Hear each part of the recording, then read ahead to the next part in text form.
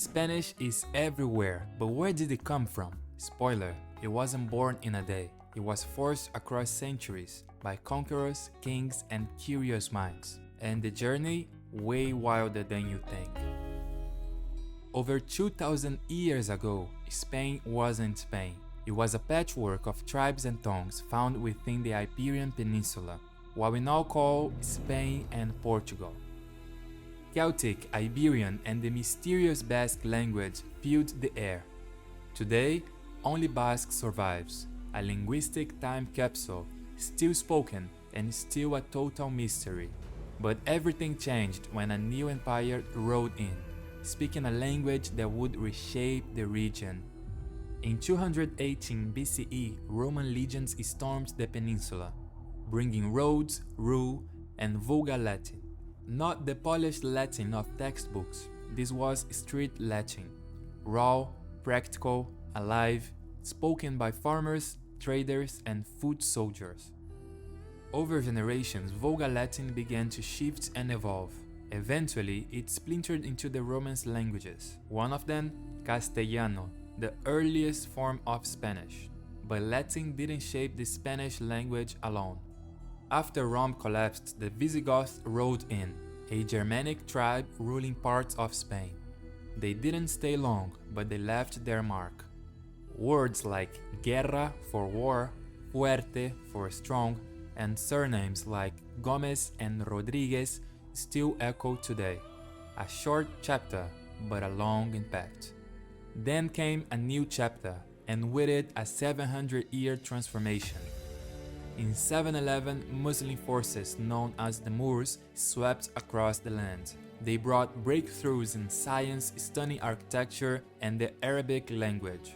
More than 4,000 Spanish words come from Arabic, such as azúcar meaning sugar, alcalde meaning mayor, almohada meaning pillow. It became one of the most transformative chapters in Spanish linguistic history. As Christian kingdoms pushed south during the Reconquista, one rose to the top, the Kingdom of Castile, and with it, Castellano, the early Spanish we know today. Castellano became the dominant language of law, government, and culture.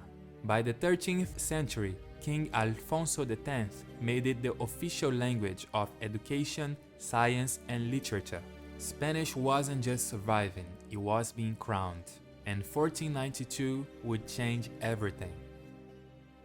1492, Christopher Columbus sailed west towards the Americas, and back home, Spanish sailed into the history books as scholar Antonio de Nebrija published the first ever Spanish grammar book. Spanish wasn't just spoken anymore, it had rules, it had structure, and it was ready to travel the world. Across the Atlantic, Spanish collided with indigenous languages, and something new was born. In Mexico, it met Nahuatl. In Peru, Quechua. In Paraguay, Guarani. Accents shifted, slang exploded, and new dialects bloomed, each one with its own personality. Fast forward to now, and Spanish is everywhere. It's the world's second most spoken native language. In boardrooms, on Netflix, in classrooms, and at dinner tables in over 20 countries. A living language, constantly changing, constantly growing. And with that evolution comes something else. Fascinating stories, myths, and accents that make each region unique. For example, ever heard the myth that a Spanish king had a lisp and everyone copied him? Not true. What people call the Spanish lisp, like pronouncing gracias as gracias, is actually ceseo, a regional accent mostly in central Spain.